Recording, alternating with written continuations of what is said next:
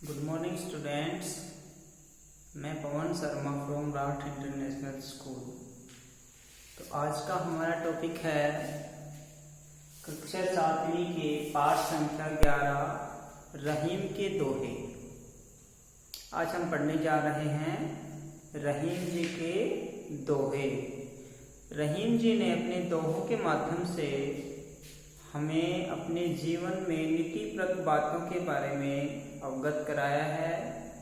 हमें शरीर को समझने के बारे में बताया गया है, मित्रता क्या होती है उसके बारे में बताया गया है, सच्चा प्रेम क्या होता है, उन सब बातों की सीख देने की कोशिश इस चैप्टर में की गई है।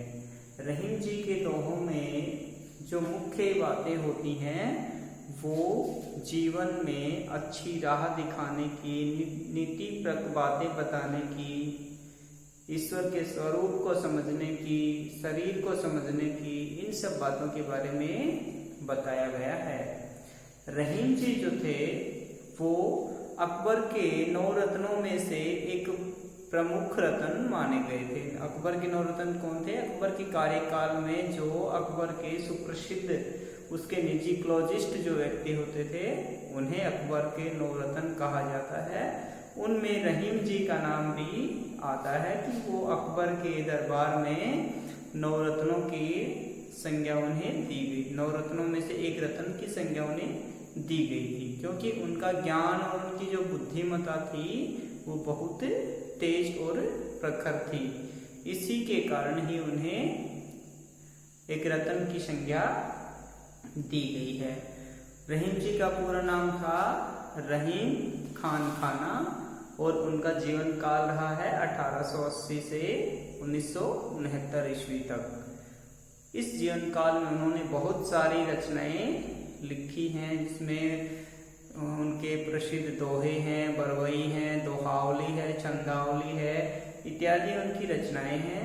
इसमें उन्होंने बहुत सारे दोहे और बरवइये लिखे हैं। दोहा क्या होता है?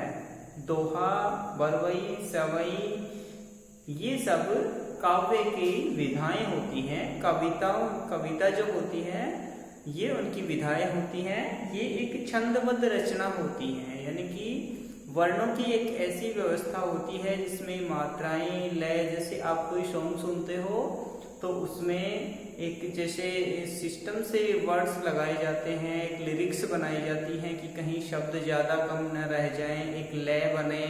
तो वो सब किससे संभव हो पाता है भाई? छंद से संभव हो पाता है। तो दोहा भी एक छंद है। जैसे आपकी दोहा है, चौपाइयाँ हैं, सोरठा हैं, ये सारे क्या हैं? छंद हैं। तो इसी तरह से दोहा भी क्या है? एक छंद है, एक काव्य विधा का एक प्रकार है और इसे ये क्या है? एक छंद है। इसमें वर्णों की जो व्यवस्था होती है, जो इनकी तुकबंदी होती है वो एक नियम से बंधी हुई होती है। तो उसे क्या कहा जाता है? दोहा कहा जाता है। तो आइए आज के चैप्टर में हम पढ़ते हैं कबीर जी के सुप्रसिद्ध दोहे, जिसमें कबीर जी ने हमें कई तरह की नैतिक शिक्षा और जीवन का गहरा ज्ञान दिया है। इस पाठ में दिए गए दोहों में हमें सच्चे मित्र के गुण बताए गए हैं, सच्चे प्रेम के बारे में बताया गया है, परोपकार की शिक्षा इन दोहों में दी गई है, मनुष्य की सहन शक्ति और मनुष्य का जो जीवन है उसके बारे में बड़े ही सहज, सरल और मनोहर ढंग से यहाँ पे वर्णन किया गया है। तो आइए पढ़ते हैं कबीर जी के द्वारा रचित दोहे। पहले दोहे के बारे में पढ़ते हैं। कही रहीम संपत्ति सगे, बनत बहुत बहुरीत, विपत्ति कसोटी जे कसे, सोई साचे मीत। प्रस्तुत दोहे में रहीम जी ने कहा है कि कही रहीम संपत्ति सगे। रहीम जी कहते हैं कि जब हमारे पास संपत्ति होती है तो लोग हमारे सगे बन जाते हैं। बनत बहुत बहुरीत, अनेक प्रकार से अनेक तरीकों से लोग हमारे पास आने की कोशिश करते हैं और हमें अपना सगा संबंधी बनाने की कोशिश करते हैं। कब करते हैं भाई? जब हमारे पास धन दौलत संपत्ति होती है। तो कहने का तात्पर्य है रहीम जी का कि जब हमारे पास धन दौलत होती है तो लोग हमसे मित्रता करने के, हमसे अपनापन बनाने के, हमारे सगे बनने के अनेक प्रकार के तरीके ढूंढते हैं। बहुत बहु का अर्थ क्या है? बहुत प्रकार के। रीत मतलब तरीके। हमसे मित्रता करने के बहुत सारे तरीके ढूंढते हैं और हमसे मित्रता करने की कोशिश करते हैं। कब करते हैं भाई? जब हमारे पास धन दौलत रहता है, पैसा रहता है, संपत्ति रहती है। लेकिन दूसरी लाइन में, दोहे की दूसरी लाइन में रहीम जी ने क्या कहा है कि सच्चा मित्र कौन होता है? ऐसे मित्र तो कब हमारे मित्र बनते हैं? जब हमारे पास धन दौलत होता है, पैसा होता है, संपत्ति होती है, सभी प्रकार से जब हम संपन्न होते हैं तो ऐसी स्थिति में तो हमारे दोस्त बनने के लिए बहुत सारे लोग आ जाते हैं। लेकिन जो विपत्ति के समय, अगली लाइन है, विपत्ति कसोटी जे कसे सोई साचे मीत। लेकिन जो विपत्ति की कसौटी पर कसे जाते हैं, अर्थात मुसीबत के समय में जब परख, कसौटी का अर्थ होता है किसी चीज को परखना, किसी चीज की जांच करना, पड़ताल करना और उसका मतलब क्या करना कि उसका एक्सपेरिमेंट करके देखना, प्रयोग करके देखना कि कौन आदमी सही है या गलत है। तो जब हम विपत्ति के समय में किसी को कसौटी पे कस के देखते हैं, किसी की परीक्षा लेके देखते हैं, तो वहां पे वो ही सच्चे मित्र होते हैं जो हमारे विपत्ति के समय काम आते हैं। तो पहले दोहे का भावार्थ क्या है? रहीमदास जी यही बताना चाहते हैं कि जब हमारे पास संपत्ति होती है, धन दौलत होता है, तो उस समय लोग हमसे मित्रता करने की अनेक प्रकार की विधियां, अनेक प्रकार के तरीके ढूंढते हैं। लेकिन जब विपत्ति रूपी कसौटी पर कसे जाता है, यानी कि दोस्ती की जब परीक्षा ली जाती है, तो सच्चे मित्र वो ही होते हैं जो विपत्ति के समय हमारे काम आते हैं। अगले दोहे में क्या बताया है भाई? जाल परे जल जात बही तजी मीनन को मोह, रहीमन मछली नीर को तऊ न छाड़ई छो। इस दोहे के माध्यम से कवि ने सच्चे प्रेम के बारे में बताया है कि सच्चा प्रेम क्या होता है। देखो, एक तो लोग मतलब के लिए, अपने स्वार्थ के लिए प्रेम करते हैं, मित्रता करते हैं, और एक जो सच्चा प्रेम होता है उसमें जो प्रेमी होता है वो अपने प्रेमी से बिछुड़ने का नाम नहीं लेता, और जब वो उससे बिछुड़ता है तो वो क्या हो जाता है? मर जाता है। उसका इतना सुंदर उदाहरण रहीम जी ने यहाँ पे पेश किया है, किसका? जल और मछली का। कि जब मछली को पकड़ने के लिए जल के अंदर जाल डाला जाता है, मछली को पकड़ने के लिए जब जाल से हम मछली पकड़ते हैं, आपने कभी मछुआरे देखे होंगे, तो पहले क्या करते हैं? पानी में, नदी या समुद्र में दाना डालते हैं और फिर अपना जाल वो नीचे की तरफ डालते हैं। वो दाना डालते ही मछलियां एक जगह पे इकट्ठी हो जाती हैं और वो फिर उस जाल में उन्हें फंसा करके बाहर निकाल लेते हैं।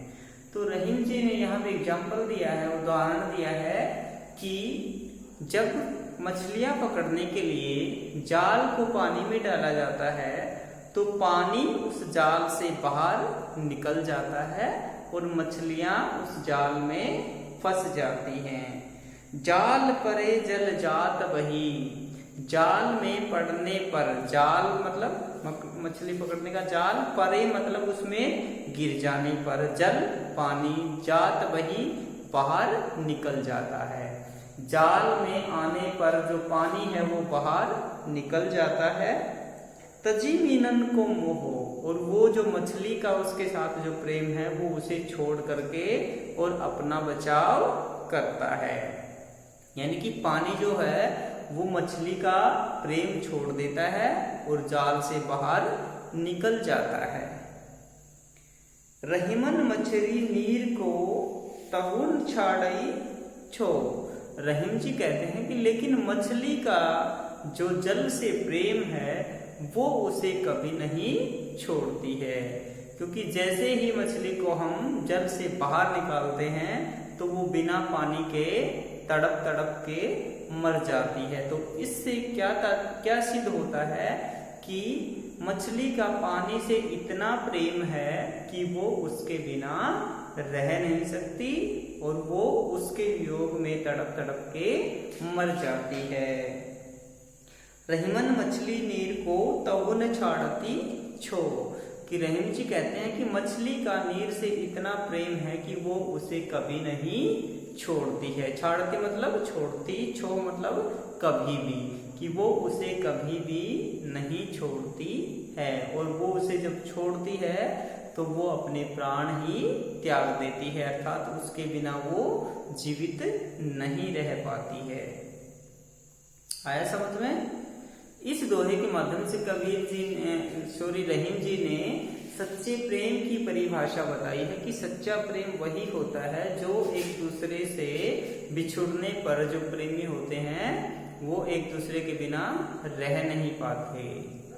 तो इसका सुंदर उदाहरण दिया है जल और पानी का। जल को यहाँ पे सच्चा प्रेमी नहीं बताया है, जबकि मछली को एक सच्चे प्रेमी के रूप में, प्रेमिका के रूप में दिखाया गया है। तो अगला दोहा है, उसके बारे में परोपकार के बारे में बताया गया है कि परोपकार क्या है। तो इस दोहे में रहीम जी ने परोपकारिता के स्वभाव के बारे में बताया है कि जो परोपकारी प्रवृत्ति के लोग होते हैं वो सदैव अपनी संपत्ति दूसरों के लिए संचय करते हैं। संचय का मतलब इकट्ठा करते हैं, यानी कि जो लोग दूसरों का भला चाहने वाले, परोपकारी क्या होते हैं? दूसरों का भला चाहने वाले। तो दूसरों का भला चाहने वाले लोगों की जो संपत्ति होती है वो सदैव दूसरों के हित के लिए ही होती है। तो आइए तीसरे दोहे के बारे में पढ़ते हैं। तरवर फल नहीं खात है, सरवर पिय नहीं पान, कही रहीम पर काज हित, संपत्ति संचयी सुजान। रहीमदास जी ने कहा है कि वृक्ष कभी अपने फल स्वयं नहीं खाते हैं और सरोवर अपना पानी कभी स्वयं नहीं पीता है। उसी प्रकार से रहीम जी कहते हैं कि जो बड़े लोग होते हैं या जो परोपकारी लोग होते हैं, सज्जन लोग होते हैं, वे अपनी संपत्ति सदैव दूसरों के लिए ही इकट्ठा करके रखते हैं। अब फल पे देखिए कितने सारे वृक्ष पे कितने सारे फल होते हैं, लेकिन वो वृक्ष एक भी फल को नहीं खाता। सारे फल कौन खाते हैं? हम जैसे लोग खाते हैं। यानी कि फल हमेशा परोपकार करता है, दूसरे के लिए फल देता है वृक्ष। इसी तरह से सरोवर कभी अपने पानी को खुद यूज नहीं करता, उसका यूज भी कौन करते हैं? दूसरे लोग करते हैं। उसी प्रकार से रहीम जी कहते हैं कि जो बड़े लोग होते हैं, जो उदार हृदय लोग होते हैं, जो सज्जन पुरुष होते हैं, वे कभी भी अपनी संपत्ति का स्वयं प्रयोग नहीं करते। वे सदैव अपनी संपत्ति दूसरों के हित के लिए, दूसरों की भलाई के लिए ही इकट्ठी करके रखते हैं और समय आने पर दूसरों का भला करने में अपनी उस संपत्ति को वो खर्च करते हैं। तो इस दोहे के माध्यम से रहीम जी ने हमें परोपकार की शिक्षा दी है कि हमें सदैव क्या करना चाहिए? दूसरों की भलाई के लिए कार्य करना चाहिए। अगला दोहा है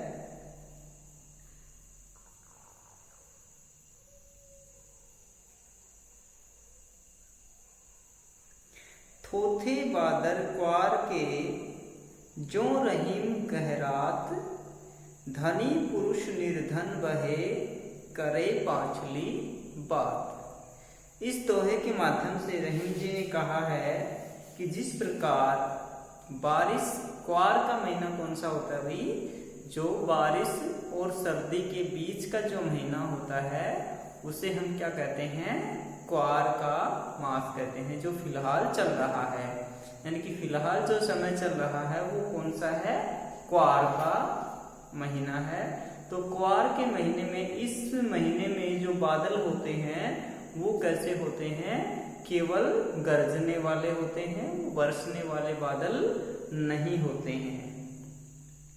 तो कबीर जी कहते हैं कि थोथे बादल क्वार के, थोथे मतलब खाली, जो क्वार के महीने के बादल होते हैं वो खाली होते हैं। जो रहीम गहरात, जिस प्रकार से वो गहराते हैं, मंडराते हैं, तो उनसे देख करके क्या लगता है कि भाई बहुत ज्यादा बारिश होगी, लेकिन वो बरसते नहीं हैं।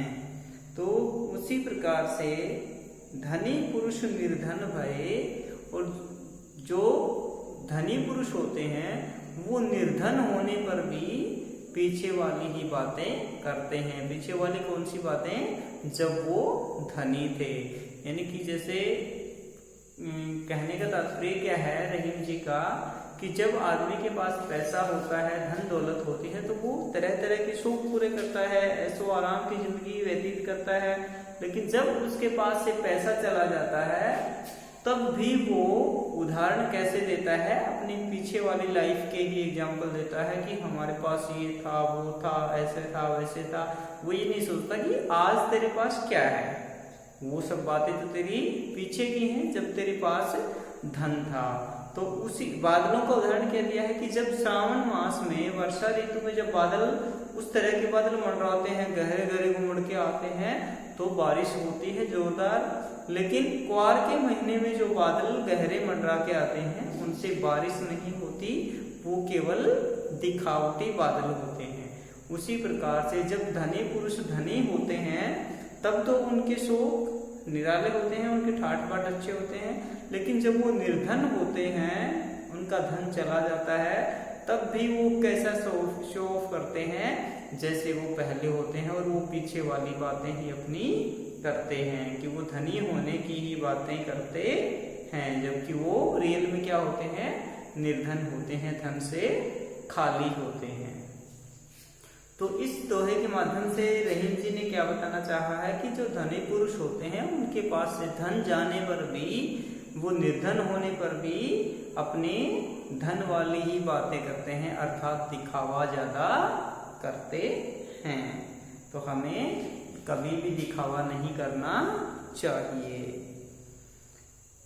अंतिम दोहा है, धरती की सी रीत है, शीत घाम औ मेह, जैसी परे सो सही रहे, त्यों रहीम यह देह। रहीम दास जी कहते हैं कि मनुष्य का शरीर और धरती, इन दोनों की जो सहनशीलता होती है, सहन करने की जो क्षमता होती है, ताकत होती है, वो दोनों की एक समान होती है। कैसे? जिस प्रकार से धरती के ऊपर धूप, छांव, घाम, गर्मी, सर्दी कुछ भी पड़ो, वो सारी चीजों को सहन कर लेती है। तो उसी प्रकार से हमारे शरीर की नेचर भी, हमारे शरीर का भी स्वभाव ऐसा ही है कि वो सुख दुख, धूप, सर्दी, गर्मी, बरसात, बीमारी, खुशी, गम सबको सहन कर लेता है। तो कबीर रहीम जी ने क्या कहा है कि जिस प्रकार से धरती की जो सहन करने की क्षमता होती है, उसी प्रकार से हमारे शरीर की सहन शक्ति है। जिस प्रकार से धरती सर्दी, गर्मी, घाम, धूप, छांव आदि सभी चीजों को सहन करती है, वैसे ही हमारा शरीर भी सुख दुख आदि विकट विषम परिस्थितियों को, समान अनुकूल परिस्थितियों को, सभी को एक समान रूप से सहन कर लेता है। और मनुष्य की प्रवृत्ति भी ऐसी ही होनी चाहिए, उसे सुख दुख, खुशी गम सब में एक समान रूप से व्यवहार करना चाहिए। उसे दुख में अधिक दुखी नहीं होना चाहिए और खुशी में अधिक खुश नहीं होना चाहिए। सभी चीजों को समान रूप से सहन करने की क्षमता एक मानव शरीर में, एक मनुष्य में होनी चाहिए। तो ये था इन दोहों का भावार्थ, शब्दार्थ। इन दोहों के माध्यम से रहीम जी ने हमें जीवन में काम आने वाली बातों के बारे में बताया है और एक बहुत ही नीतिप्रद, शिक्षाप्रद बातें इन दोहों में हमें बताई गई है। तो आइए इन दोहों में आए कुछ कठिन शब्दों के बारे में हम जान लेते हैं। जैसे कही रही संपत्ति। संपत्ति क्या होती है भाई? धन दौलत। शब्दार्थ है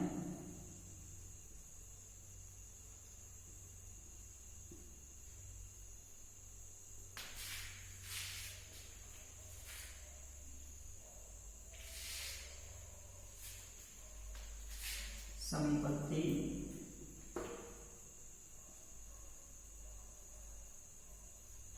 धन दौलत,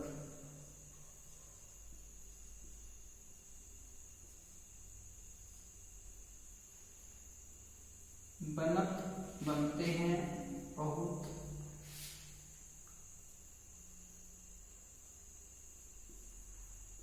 बनत, बनते हैं, बनते हैं, रीत, ढंग से, ढंग या तरीका, बहु, बहुत क्या होते हैं भी? बहुत से। विपत्ति, कसौटी, मुसीबत। विपत्ति क्या होती है? विपत्ति, विपत्ति, मुसीबत,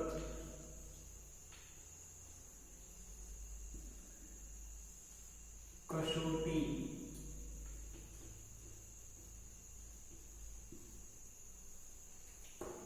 विपत्ति, कसौटी, परख,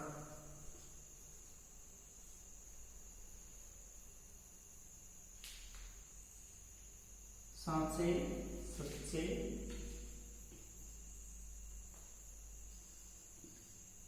सांचे का अर्थ होता है सच्चे, मीत का अर्थ होता है मित्र, इसका क्या अर्थ होता है? मित्र। अगले दोहे के शब्द हैं जाल परे, जल जात बही। जाल परे, जाल में पड़ जाने पर, जल जात बही, बही मीन्स बाहर, बही बाहर, तजी त्यागना, मीन मछली, मीन मछली, मोह प्रेम,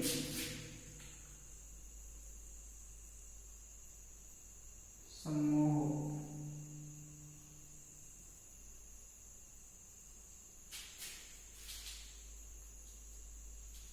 मछली, मछली,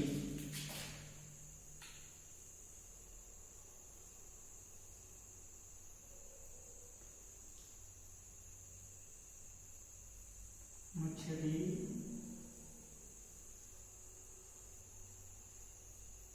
मछली, नीर पानी,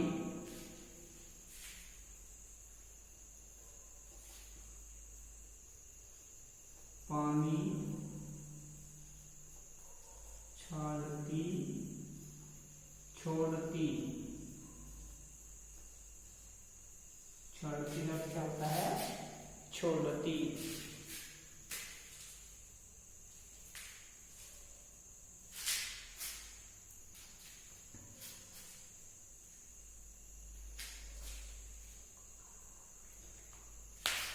अगले दोहे के हैं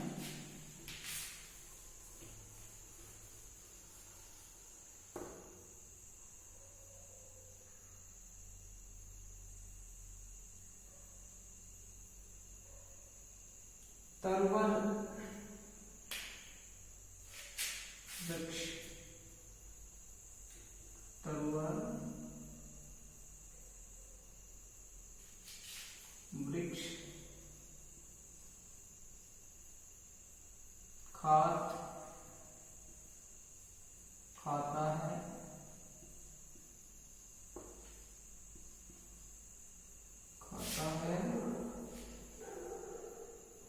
सरोवर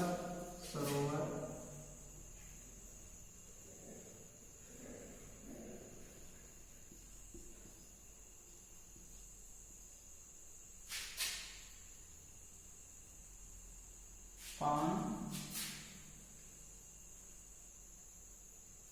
जल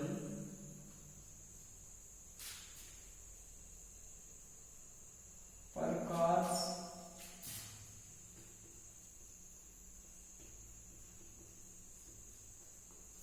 दूसरों का कार्य।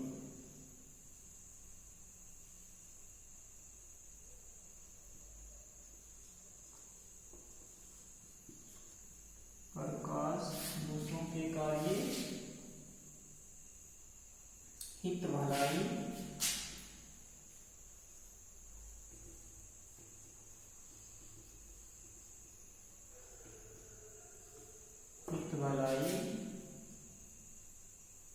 संपत्ति, संचयी, सुजान,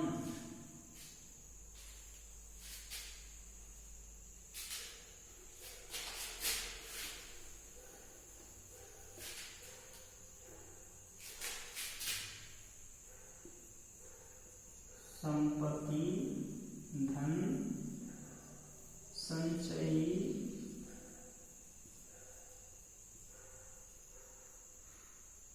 इकट्ठा करना,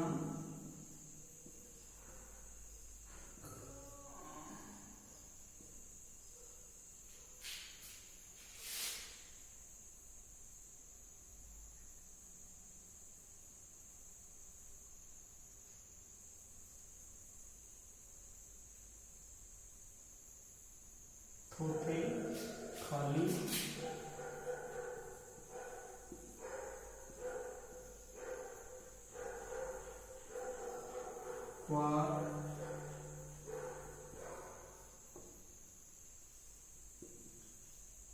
बारिश और सर्दी के बीच का समय। सर्दी के बीच का समय। बारिश और सर्दी के बीच का समय ये होता है क्वार।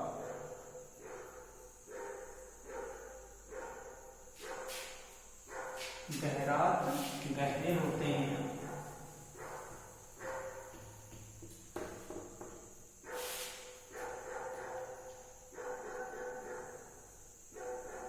गहरात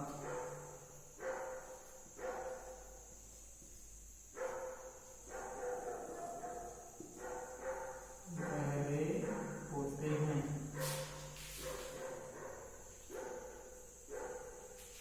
भय होने पर, भय होने पर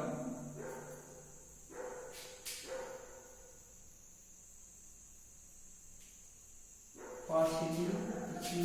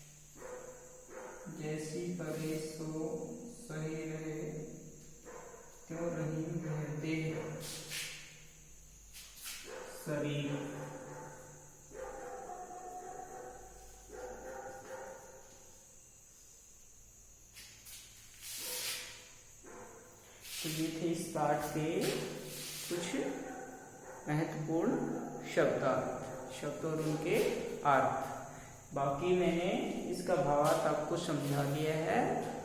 आप लोगों को इन दोहों को ढंग से पढ़ना समझना है और इनका अर्थ और वर्ड मीनिंग आपको अपनी नोटबुक में राइट डाउन करने हैं।